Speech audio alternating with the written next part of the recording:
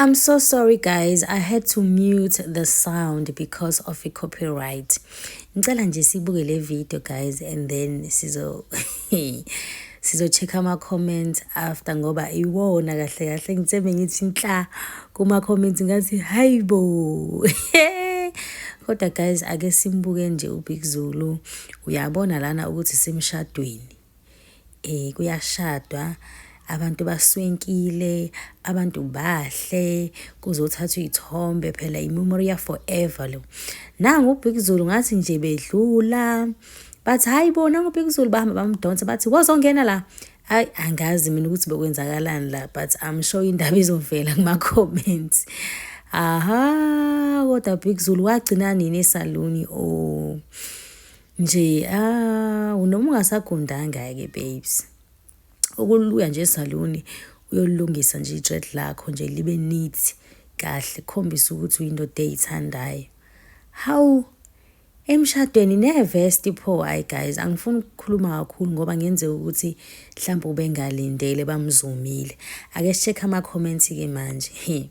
Uthi lona regardless of whether you're tired you still have to honor the invite with dignity. Now it's like he was forced to come. I'm disappointed. Ngempela guys ngathi nje uforsiwe and uyambona ukuthi he doesn't look happy and ngathi uthukile ngathi bengalindele ukuthi hayibo kunomshado lana yabo. Wathi lona yes he seems not enjoying ngathi nyane uforstiwe. How can you come wearing like that? This guy action speaks louder than words. Hey bafethu. Uthi lona Big Zulu ngathi uthi ngathi uvuke ehlathini laseTanzania. Hey man bafethu ihlathini laseTanzania kanti linjani? Hey bafethu abantu bayahlekisa lamnyango. Linjani ihlathini laseTanzania bafethu? Haw hey nina. Big Zulu waze wafana nelinye ihlanya. Kodwa yini Thixo. Hey athi lona Big Zulu ngathi uyobuka ibhola and ufake ivest guys ngathi nje uyiyele groundini. Athi lona bathong Big Zulu ngabe uvele wayeka cause what is this? Yo. A simple golf t-shirt and a smart pant will be better if he didn't want to dress formally. Yeah, at least guys I ukuthi afake ivesti yo ayili guyzini yo ay waze wayenza indaba uBig Zulu shame ayibo. Uthi lona celebrity or not uyadelela lo Big Zulu. Hey cha shame bandla waze wangawuhlonipha umshado womuntu. Hey ubunuku nje kuBig Zulu uthi nje umnuko uthi lo ikhanda yambona ngathi uyanyanya. Uthi lona ke since it's his young sis getting married, maybe he was dragged from inside while he was busy with something. Guys, let's not judge. Oh, okay, phela thina besingazi ukuthi umshado kasisi wakhe. Ngeke singajudge. Yeah, mawususho kanjalo it does make sense kancane. But uthi lona it once happened to me when my older brother was getting married. I didn't get a chance to dress up because I was making sure everything was in order and I got called. Okay guys, we see ayizwa ukuthi ubengalindele but mawubona ukuthi okay na ithombe last forever. Ubengathi nje guys lethani skipper fast, lethani skip athi skipper mase yangena lapha. Simple, kalula nje kanjalo. Athi lona why angagundi mara. Wathi uBig Zulu ngeke aligunda ikhanda lakhe and akanasi izathu yena nje izathu esikhona ukuthi into zakhe uyayithanda.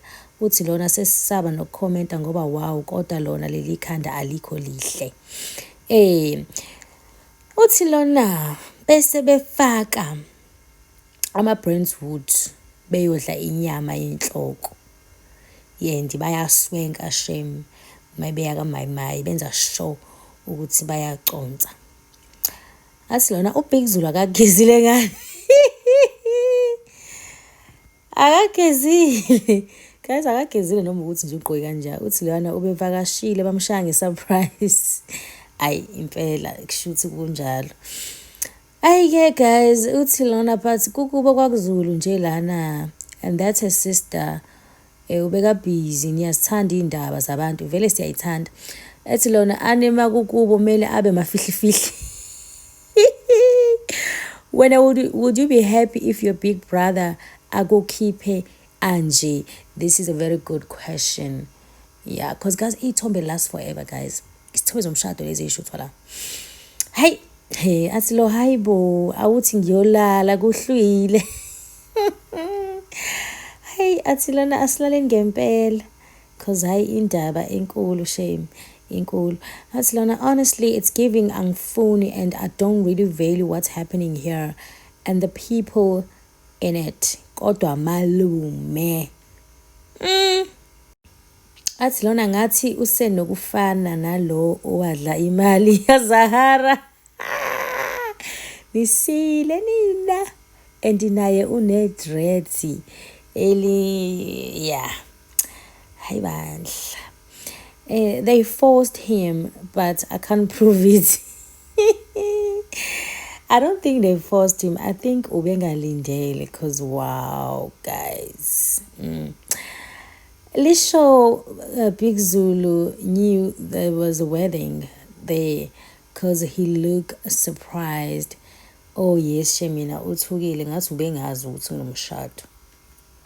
Athi lona a very big disrespect to someone's special day. He should have at least tied his hair back and not that mavuvugu. Then again it's the vest and the tracksuits. Like come on seriously. Like yeah ngempela nje.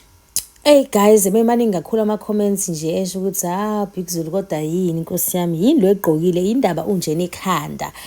Hey bengengikwazi kwashara wonke maningi kakhulu and angithanda ama-video ami abe made. That's it for me. I will see you on my next video.